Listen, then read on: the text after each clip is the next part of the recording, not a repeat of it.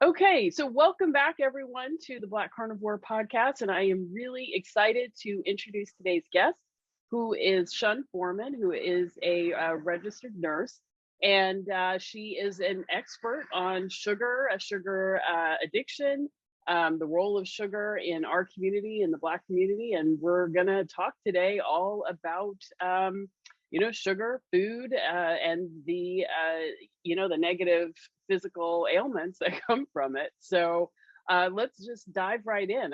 I'm really excited to hear more. So Shun, tell us a little bit more about yourself.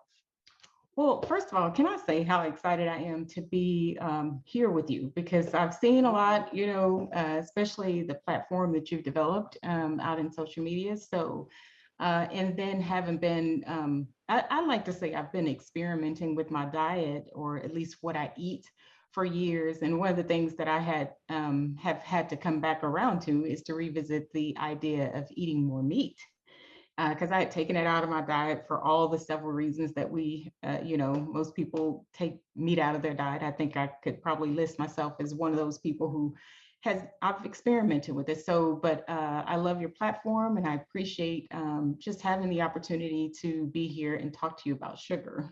So I'd like to get started just kind of like with my story, which I always like to say that I'm kind of like I came to the sugar space just sort of by default. It wasn't like I was doing a thing with my diet or anything at that point. I was honestly, I had gone back to school for human rights and social justice. I've been, like you said, I've been a nurse for now 22 years. But during the time, I don't Wait, know. I'm sorry. Can I just ask, when you say you went back to school, was that to like get a master's? Yes, And were you continuing to practice as a nurse while you were doing that? absolutely. Yes. I Mhm. was, yes. So I've been a bachelor's degree nurse for, like I said, 22, well, at that time, maybe about 15 or 16 years. But I felt compelled to go back to school, really just trying to make connections between like the health disparities and also using the lens of human rights and social justice. Kind of what pushed me into that space of human rights and social justice was Trayvon Martin. We were coming right on it was just so much going on. And one of the radio stations that I listened to at the time was just like, what are you going to do about it? Well, I knew I didn't have it in me to, protest in the streets because I had a job that I had to go to. But I decided to go back to school, kind of using that human rights and social justice and healthcare, because that's what I was so familiar with. So loved my classes, loved each one of them. But I also, when it was time for me to get ready to graduate, I had an opportunity to do a thesis. And so one of the things I thought, was kind of like very common. Diabetes was in our community. I knew diabetes like nothing else because it was also a part of my history, my family history. And so I decided to I knew I was going to do a paper on diabetes and African Americans. But one of the things that kind of happened to me was that I came across a book, and um, the book was Dr. Joy DeGruy's book about post-traumatic slave syndrome. And so there's just like something about the book just made me say, if there's anything that we have in our community, how about we look at that problem, but then, take it all the way back to slavery. And that's what I did with the story of sugar. I just basically said, I'm just going to look at African American bodies and see if there's something unique about the story of sugar and our bodies. And I don't think that what I came across was anything, because there was already a lot of research out there. There's already a lot of books that talked about slavery. If I wanted an article about diabetes, there was so much information out there that I really became overwhelmed. So I just said, let me just look at this just from where I stand today and see if there's a connection and a piece that ties into health. So of course, we look at it today and, it's easy to say that we can look at diabetes, but one of the things that I found out that was really unique about sugar was that we really have sugar is not just about diabetes, it's about all of these other things like hypertension, like obesity, and all these that kind of put us into the category of metabolic syndrome. But as I go back and I think about like the journey of just really going to school, I've always been sort of a different type of learner. So I knew, just by going to the school that I went to, we had a civil rights pilgrimage.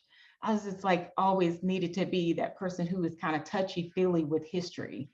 And at the time we were dropping off my daughter in Sugar Land, Texas, they were exhuming the bodies of some convict, basically Black lives, and the graves of 95 individuals who had been committed to convict leasing. And so with that story, I was just like, let me look into it a little bit more. Let me reach out to the historian and see if I can get some information about, what happened to these people. And I was able to do that. I was able to reach out to Mr. Reginald Moore, and he told me so much. And he also showed me around, Sugar Land, and showed me like the difference between, where the old cemetery was. And I had a chance to see where the plantation was. And we talked about convict leasing. And so that to me was like the jumpstart of like my behavior change, with sugar. Mm-hmm. I, in a way, it just kind of looked like, wow, I mean, this is the place where Imperial Sugar started. That's kind of the brand that my mom used, in her kitchen. And I was just like, why am I from Texas and I don't know this story, and it just made me kind of look at history a little bit deeper, and made me do some more critical thinking about history. And then the next thing I did was, because I didn't know that narrative at all, and I knew that there were several plantations that we could tour down in near New Orleans, I was just like, let me use another opportunity to see if I can go down and learn more about the story of sugar plantations. And I did that. And I would like to say that that was another step for me to kind of just look at the history, and then also looking at my behavior with sugar. And it was there where there were deeper connections that were made, with understanding, when you go to a plantation, and the narrative is focused on the master's narrative, and then you think about the work that had been done, how America has been built up, and the sugar industry had been built up off of the lives of Black people. Um, it just really motivated me to have a deeper connection with sugar and the way I was going to look at it for my body. Um, So I you were looking at a substance that, was, I mean, our ancestors' bodies were, treated horribly, destroyed for this substance that we're all addicted to yeah, now. yeah, And how, so what does that mean? Like, have we escaped slavery, or are we yeah. still enslaved in a different way? And that is so, the feeling that I had was just like, oh my God, like not just then, but even now, like we're still hooked, and honestly, like the thesis was like maybe one of the hardest things I probably could have ever taken on, because there was so much emotion involved. But, having taken 2 trips, and then seeing places where, that Black lives were destroyed, and that, you know, we're still looking at systems today where, sugar is sort of pumped into our communities. Um, I guess the biggest thing I took away from that was that I was just like, I couldn't have, like, there was no way I could just be done with the thesis. I had to continue my studies with sugar. And so I was able to find Benton scores, which was like the thing that really kind of made all of the connections for me, like looking at flour in a way that I had never looked at flour, and understanding that sugar, yeah, we talk about it all the time about sugar being addictive. But I think, in my community, or at least where I'm from, we kind of used it in a way that we were really cynical, and didn't really apply the knowledge. If we thought about it and we could use the term loosely that, hey, I know I'm hooked on sugar, I don't think we were taking actions to make those changes that were necessary, with what I call now substance, right? So, that to me was, especially having, nursing background, and then understanding that human rights and social justice is a unique lens that you can use, but also you use the knowledge in a way to where you are able to build off of skills that are centered towards community service. And that's what I wanted to do, because it just seemed like it was the place for me. Well, can I ask you a few more questions about the Yeah. history part? Because, well, we never get this part of the story. So, was sugar like something that slaves were able to eat on their own, or was that reserved just for, the plantation owners?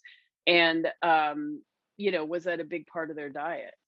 Yeah, I really have not looked at about like what slaves were eating as far as like consumption of sugar. It's been my understanding that sugar at that time was really for communities that were, we can just say upper class communities.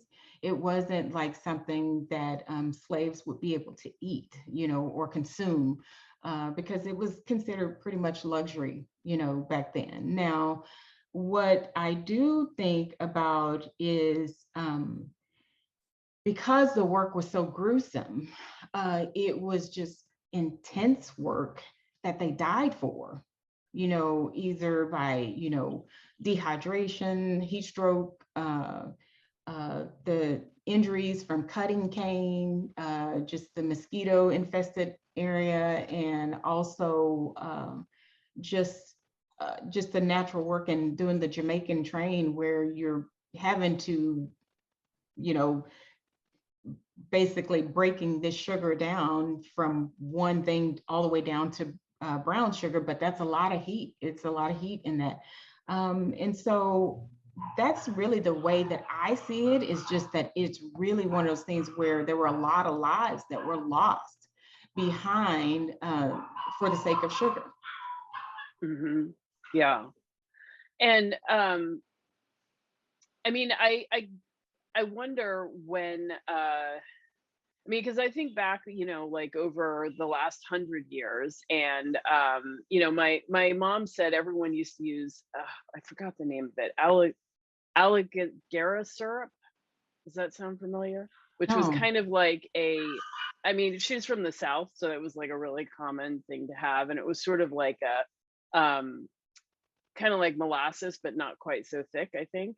So that was the kind of sweetener that went on everything, from pancakes to grits to whatever. And so I feel like at a certain point, sweeteners became more common in the Black community. And they must have become cheaper, I guess. Or, I mean, it was the syrup, yeah. perhaps was cheaper. So yeah, so I kind of wonder when that switch happened to having more sugar in the Black community, and why is it so much more, why does it seem to be so much more damaging for us? We seem to see far worse consequences Yeah. to sugar use. And that's an interesting point. The way that I've been looking at it is, it's really, I don't know, it, because the one thing that we've been looking at soul food is saying that it's like not the food to have, but I think it's been like the introduction of sugar that was the thing that was the problem for us.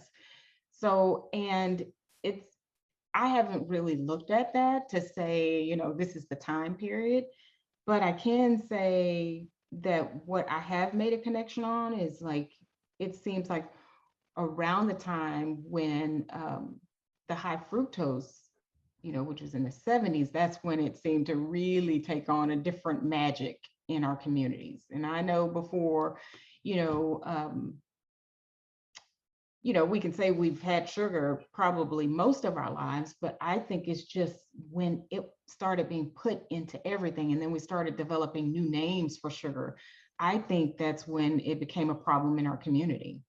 Hmm. That's my thought. Yeah. So, tell us a little bit more. So you finished your degree, and your intention was to kind of take this information to the community.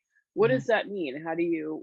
What are you doing? My goal at that time was just to it was pre-COVID. So I just knew I was going to take it to the barber shops and the beauty shops and after choir rehearsal, for communities that, probably wouldn't have access to the information. But COVID hit and that shut all of that down. And so then I just sort of had to be creative and innovative and use social media for what is for, and that just means to me building a community that where I saw a need in which I feel like women, like we make so many choices for our families. So I just decided that it would be a good idea to put this information in front of the decision makers, which were the women. So started a group with some help of some friends called Sisters Breaking the Bonds of Sugar. And I just really try to focus on sugar awareness because I know, like for me, without the information, I wasn't going to make changes just by, because I was a nurse or anything like that. It's like I needed the rules, and so that's what sugar awareness is to me, is just giving people the general rules about sugar and how to treat it in your body, so if you're going to consume it. So that's what I try to do. Well, let's hear these rules. What Yeah, I oh, the rules. inquiring Yeah, minds want to know. yeah. So the rules, I like to say that they are. I guess if we go by rule number one would be like cut all high fructose corn syrup, because our bodies just don't, we just can't recognize it, doesn't recognize it, and it can't process it. And so, in that high fructose is treated very differently inside of your body, in that it will either develop into fatty liver, spill over into your blood and create the sludgy blood, which then creates issues with cholesterol and other issues. Um, and then also we're looking at inflammation, knowing for sure that sugar is the thing that creates inflammation inside of us. So what sugar? I say any sugar is going to create inflammation, not just so much inside of our bodies, but I like to think of our brain as well. Can Um, you just define sugar? yeah. You know what? I think of it, and I probably wouldn't have thought about it this way without Bitten's, training. But I look at it as anything that's sweet that's going to make my brain behave differently. I also look at it as it's going to make me want more of what I didn't know I even wanted. So, and for me, it really is one of those things where my brain really does behave differently with and without sugar. So So wait, does Wonder Bread count as sugar? it does for me. So because I look at flour as sugar, which is the other thing, is that would be a rule number three, is looking at your carbohydrates as sugar. Because one of the things that we like to talk about is like, oh, it's broken down and it becomes sugar. Well, I mean, it's sugar. If it's broken down and becomes sugar, then it's sugar. So there's no need to try to think about it before and after, just count it as sugar. So the carbs, and if you notice that some people, they'll either have a liking, they'll say, oh, I don't eat a lot of sweets. but then you talk to them and then they're eating load of bread, loaf of bread. So yeah, so it is treated the same way. So I treat my carbs like they're sugar. So Um, even if it doesn't taste sweet, it's something that yeah, you should like pay attention to. that's exactly right. And then the other thing too, or that I'd like to say as a rule number 4 is look at your labels, because there are 3 places on your label that will give you an idea of what you're eating. For one, if it has a label, it's probably not something that you want to consume, but at least if you look at the label, it'll make you think differently about what you're putting into your mouth. So I'd like to say, look at the total added sugars or total sugars. That'll give you some idea about what you should put into your body, because what we do know is that the American Heart Association put out guidelines for us. And they said, if you're a woman, you only need to have 25 grams of added sugar per day. That's the max. If you're a man, that max is 36 grams of added sugar per day.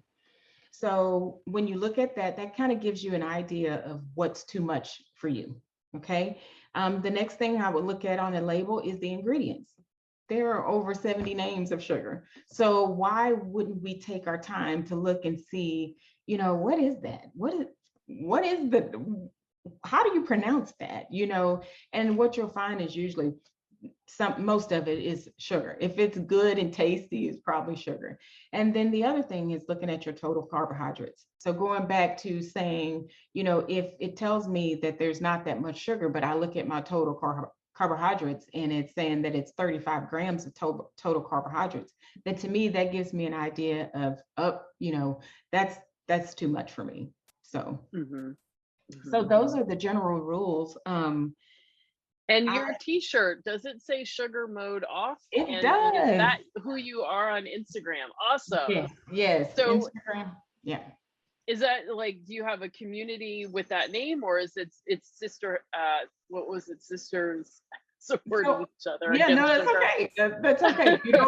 You don't have to know everything. So look, yeah. So the sugar mode off really was a T-shirt that I designed like back going to school.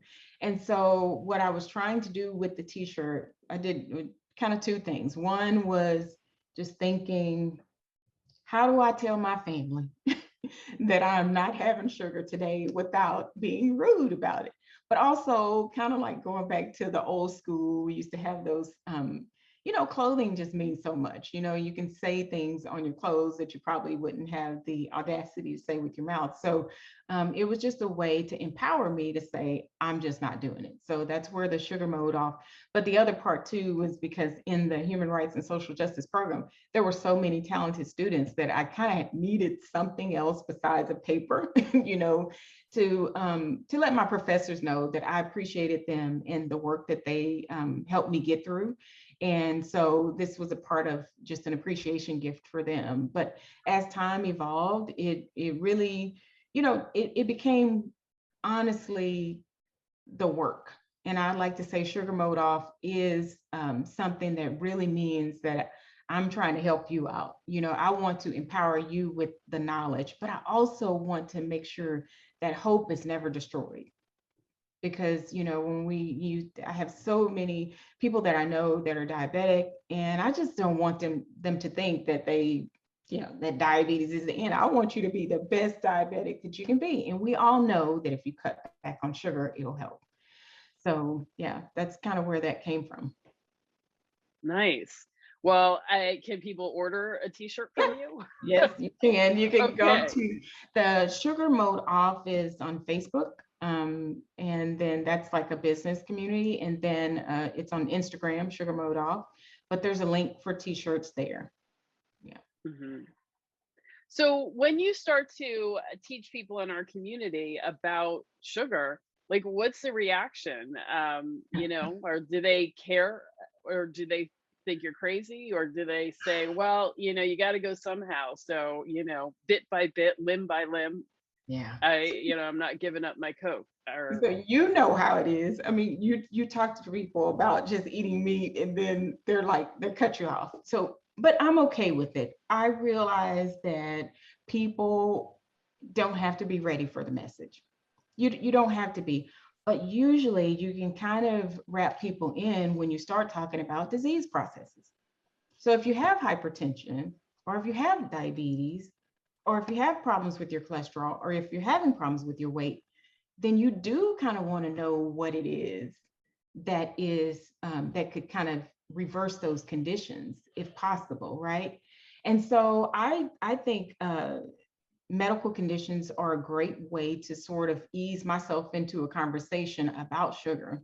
And it's a natural conversation too, but I also like to say there's probably nothing more important than me trying to be an example, because people who know me, they know that I was up 50, 60 pounds, and they know that my attitude was, I, I could paint a pretty picture, but it wasn't pretty. You know what I'm saying? So, and then just also just going through COVID, and the mental issue. It's hard being a nurse, and it just seems like to me like sugar's been a thing that make me stable and objective and clear and focused and loving, so yeah, I don't think there's anything better than trying to be a good example for people.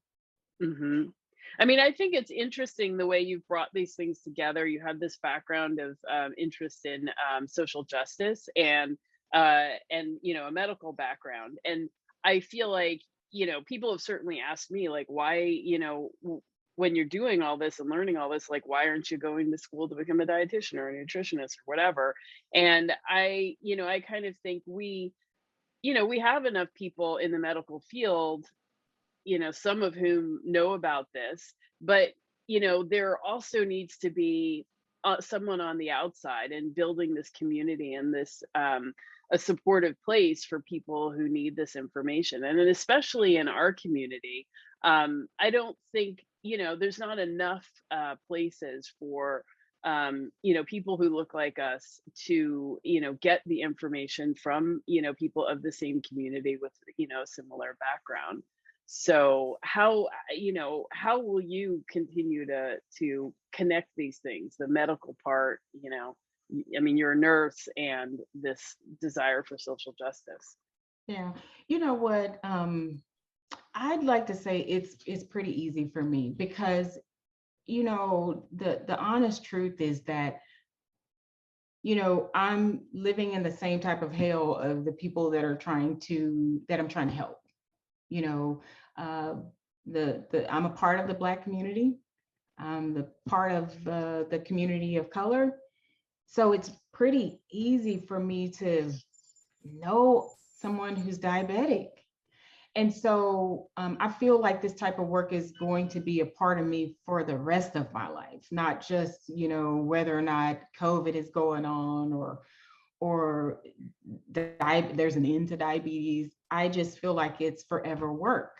So, and then, when we look at, of course, sugar affects all of us differently. When we're looking at social users versus harmful users versus, people who are truly addicted.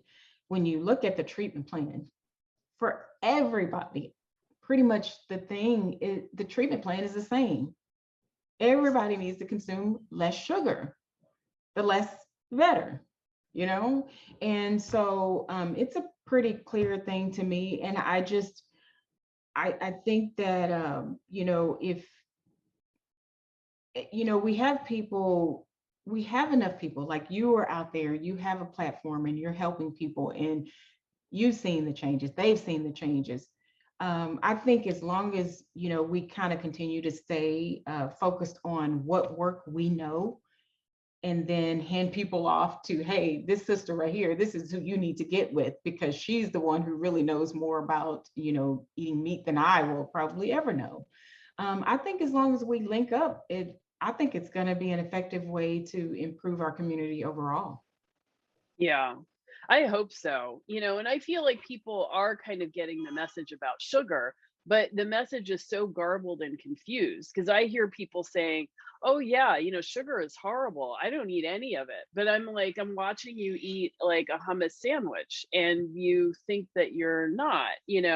And or they say, I don't eat any meat or any sugar, and it's like, well, if you don't eat meat or sugar, like what else is left to eat? Like, so we're confused about what is food, what categories these things go in. And then, you're kind of left with like, I don't know what, and I see people who, like, whenever you Google healthy foods, like the pictures that come up are vegetables, but it's like, when I've tried to spend a day, like back in the day when I would go on a diet and I would say, okay, I'm only gonna have salad, one day is as long as that salad day lasts, that Right. salad diet works. Yeah.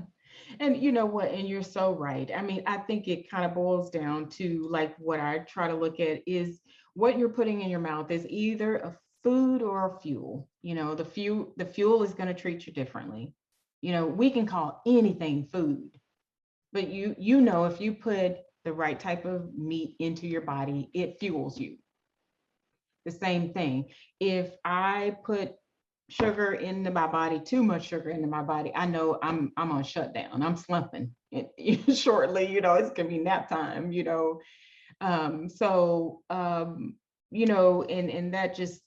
that is one of the issues that it kind of like to me it's really disheartening because I don't think I ever thought about it, and I don't think that when we come into these spaces where we're learning more about food, it's not even about like the food that we see. It's like, oh man, we got to now look at the chemicals.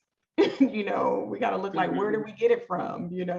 Because just because it's a vegetable doesn't mean it's a great vegetable, because it could have more chemicals that could cause more harm. So yeah, I mean, I think it's a pretty, but probably like anything, I think if you apply some rules, I think that makes a difference. If you have some guidelines, some boundaries, and then you start listening to yourself, your body, your body will quickly tell you what works and what doesn't work. Migraine, Hmm. headaches, uh, excessive belly fat, that's not normal. Tingly toes and fingers, problems with your vision, that's not normal. So your body is telling you. So it's just, trying to find the right fuel that works for you consistently. Yeah. So, you were mentioning Bitten Johnson, and I think that's how I Yeah. properly pronounce her last name. So, for the viewers, we had recently had an interview with her, and she's an addiction specialist out of Sweden, and it was incredibly knowledgeable and inspiring. The work that she's done on this topic, especially, it is still, I guess, considered controversial because there's a lot of corporate interests that don't want us to think that sugar is a problem. Mhm. So it definitely is a controversial topic. But you were saying that you studied with her to learn the diagnostic tool that she developed to help you identify, your relationship to sugar and whether it's addictive for you or what. And so you were saying that there's different, well, I guess some people can be like physically addicted to sugar, and some people can just be in the harmful use category. So can you just give us a little definition of what are the two? And then if you are a harmful user, like what is that and how do you deal with it? Yeah. So I would like to say that the harmful user is a person who can, once you give them the rules, then they can apply the rules because the rules make sense. And they're like, oh, well, I just didn't know. Like, I didn't know that, the American Heart Association wanted us to just have 25 grams. They can, um, with behavioral modification, they can make the changes to their diet, and then they're kind of good. They see the benefit. They don't go off on binges. They kind of self correct. But then an addict is just what it is. You have such a problem with sugar that it creates a complication. So on the drug side of it, we're going to say just street drugs. We're saying that that's the person who goes out of their way to steal from their mom to use more crack. or So lose. like when I was a little kid and went through the couch looking for loose change so I could buy penny candy, I was already an addict. That's so sad. Yeah. So, As a child, already an addict. and so, and that person also has developed a complication that that really just kind of like becomes, you can't reverse it. So like they might lose their wife, you know, they might lose their job. You know, if you're an addict, you're gonna go out of your way for that drug. So are you hiding, sneaking, you know, the drug, sugar, you know? So though that's an addict, that's different from the harmful user. Harmful user is gonna pretty much just give me the rules and I can apply them. But the addict is just kind of like running off the road and they don't care. They may have the information and might have the knowledge, but just like I just can't stop it. Like I don't know if you remember New Jack City, but he's just like it just keeps calling me and keeps calling me, you know. So Yeah. it's Yeah. that type of thing, you know. And for some Hmm. people, we know that sugar is that thing, you know. Hmm. It does call people.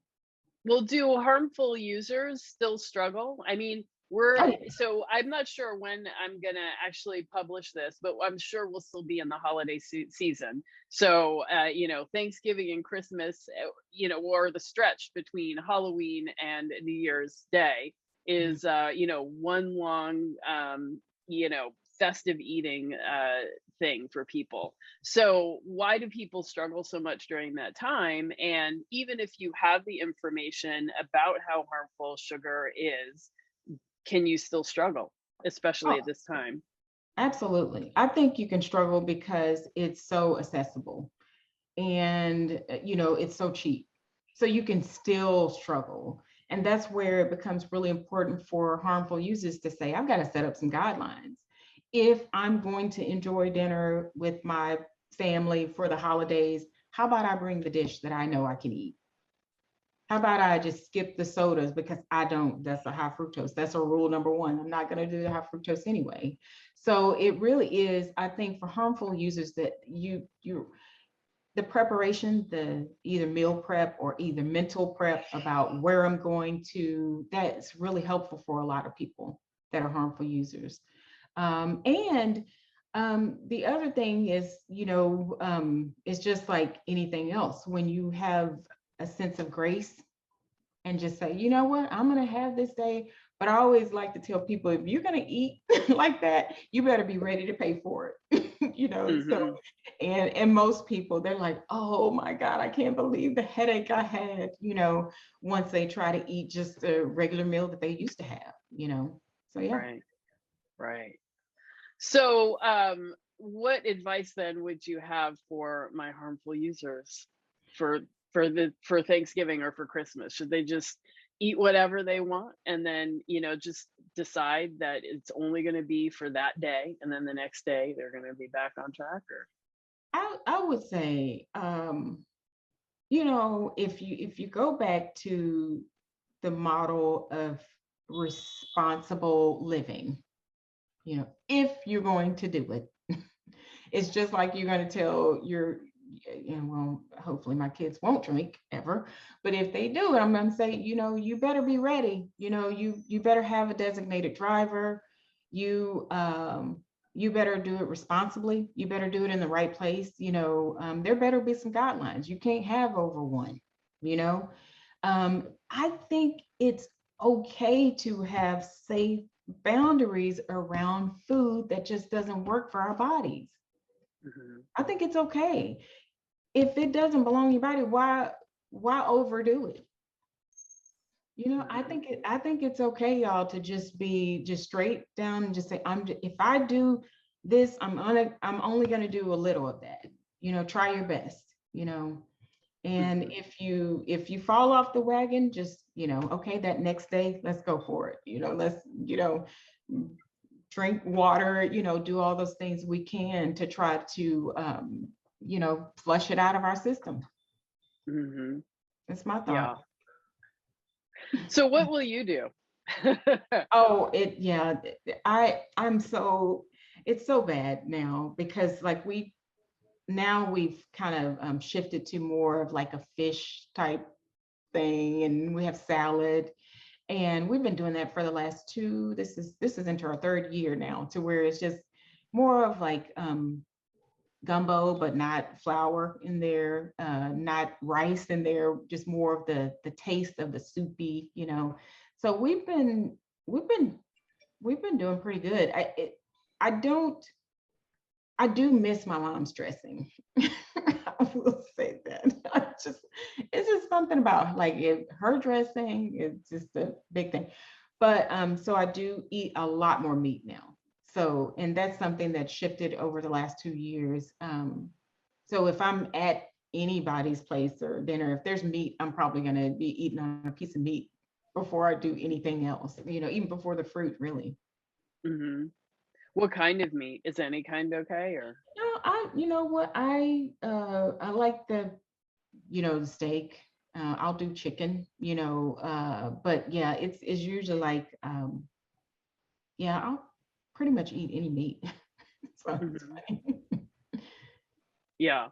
So you're not gonna, like sweet potato pie and cranberry sauce and these things, they don't call you anymore. They don't, not like they used to. I mean, no, I'm just, I guess for one, I'll probably be working on that day. So that's gonna be another thing for me that'll get me away from that. But I've seen how people make it. And it's just, I mean, it's like everything. It goes against all rules for me. And I just have it. I It's I like, definitely doubled the sugar in my candied yam recipe for sure. I get it. I so get it. But yeah, it just doesn't work. And I'm just trying to, I think my camera, I'm sorry. Oh my God. For a second, I was like, oh my God, there's something wrong with my eyes. She just went blurry. This is it. Diabetic Wait, let me neuropathy in check my my eyes. sugar. You don't No, know what was going through my head. Like, oh my that is so crazy. God. I don't know why either. I was thinking the same thing. I'm like, what is going on? No. But yeah, so I really have over the years, and I don't want people to get discouraged. Eating has been an evolution for me. Like I mean, it's not a road of perfection. Um, it is a road of progress for me, and it's a road of purpose. Because the way I look at sugar now is just, if there's anything I can do for the sake of looking at communities of color and the harm that's been done, I use that as a frame to kind of justify like why I'm not going to do it today. Mhm. So it's a little. Well, I was actually just thinking, I mean, sometimes I wonder, do you feel like sugar has been weaponized against us? I mean, it, when you get someone high or, give them an extreme amount of pleasure, which sugar can provide, whether you're addicted or not, is that's a way to quiet, someone? I mean, do you feel like it's been a weapon to kind of, I I don't think know. that there are studies out there that have definitely shown that the way that marketing is done for communities of color, that it's very different from other communities. Like when you're looking at cereal and sodas and things like that, there's enough evidence out there to say that that we're targeted. But at the same time, I also think on the backside of that we have just not been given the right tools and information and knowledge to understand that, hey, this is a problem. It could be a problem for anybody, but if we don't know the information, then we're just going to pick it up, drink, and it's cheaper, right? It's cheaper in the stores Mhm. too. It's the cheapest thing you can get in a store pretty much is like bad food. Yeah. So Yeah. I think that But I we know we in the kind of mystery. have been given information. I'm sorry to interrupt. Oh, you good. Like I was doing weight loss coaching for a long time, and one of the women that I worked with, she even had a continuous glucose monitor. Her diabetes was totally out of control, and her doctors wanted her to wear that, and it would give her, an alert when like her blood sugar was going too high or something that she needed to deal with. And she was missing like half her teeth in her mouth, and she told me she needed an operation, but her sugar was too high, and so they couldn't do the operation because she wouldn't heal. And I was kind of like, so, like, why aren't you sticking to your diet? Like, we're beyond like vanity here. Like, you understand that the only end to the story is, your early demise. So I did, and I was like, I mean, surely some information got through to this woman. So why was she still not willing to or able to let go? That goes back to it being, she's once you develop that complication, you're basically an addict, right? You've eaten so much, but I don't, to And be, surprisingly, she wasn't even that heavy. I mean, she had weight yeah, to lose, but she wasn't, that yeah. heavy. But I don't think, if if the rules are not clear, I think it's hard for people to distinguish what decisions they should make about the food they eat. So if you tell me I can have um, just say a diet soda versus a regular soda, then you know, okay, well, I might lose a little weight because of the new start of the diet soda, but it's still being treated like a sugar in my brain. That's just going to increase my cravings in another space. I'm still gonna have more. So, I mean, the truth has to be told about sugar, especially when you're talking to patients who have developed medical conditions. And I think the messages about what's actually happening inside of their bodies needs to be shared before. Because I mean, I think about like who explains to the diabetic that how they developed diabetes. I mean, most people are going to say, oh, well, my mom was diabetic, so I knew it was coming, you Hmm. know. And then before you even walk out of the door and talk about diet, well, the diet message is kind of simple, too clear, too simple when they just say, well, you need to exercise more, eat less. That doesn't really register to anybody, to me. And they might say avoid sugar, but when sugar has 70 different names, and you may be putting agave on your on your food because you're thinking like, well, that's it's healthy, it's organic, but it actually has more high fructose. So I think the message about sugar just needs to be clear, and especially like I said, when we're talking to patients. And the other part is,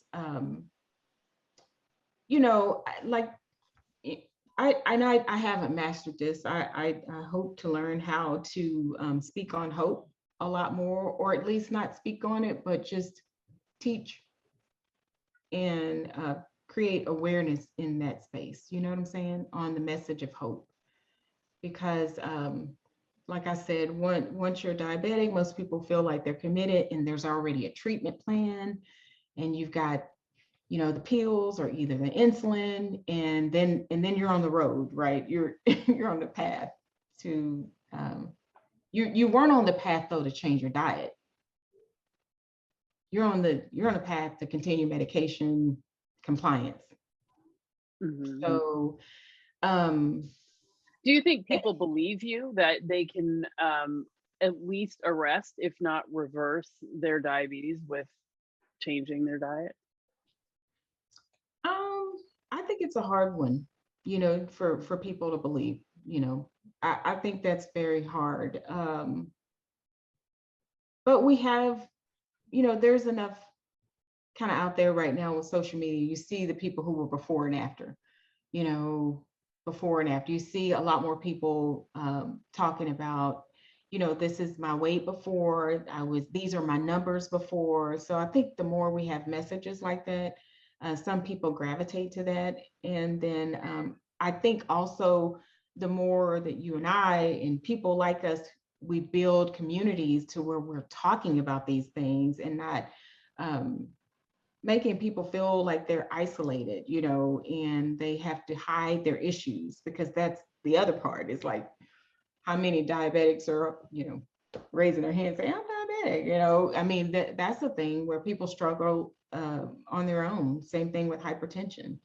The weight thing, we can all see it, but in our community, we use big bone as like, girl, I'm big bone, that's my family, Um, but yeah, I think the more that we continue this type of work, it's going to get out. It's going to be slow though.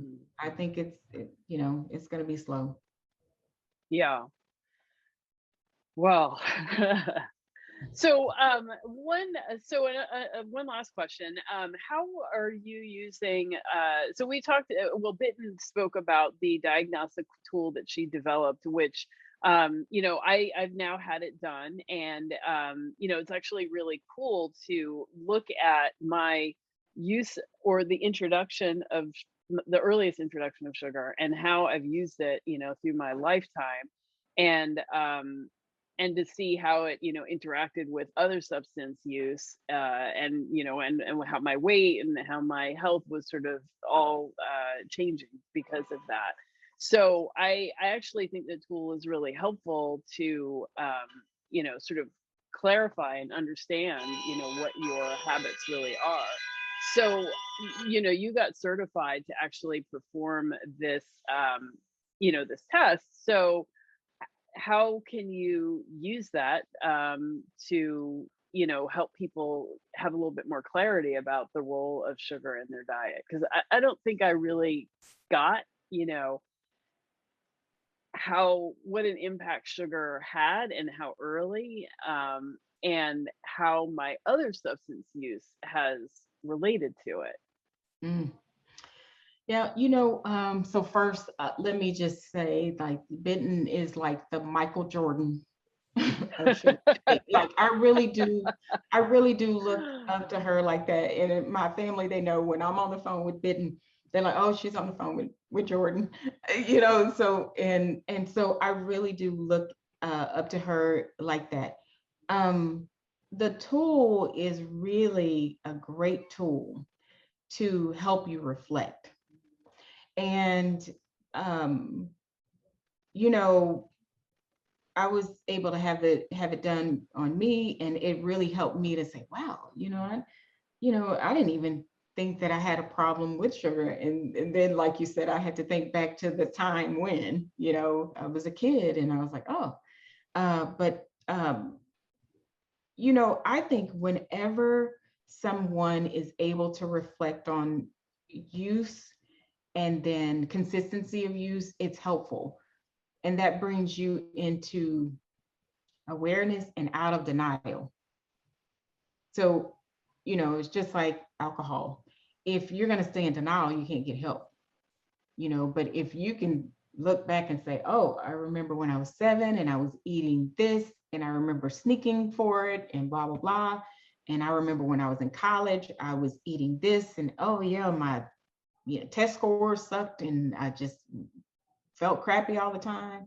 I think whenever you can get someone to reflect on their history, um, that is what's helpful, and that's what the tool is helpful. It just really helps you to reflect on your use and your history.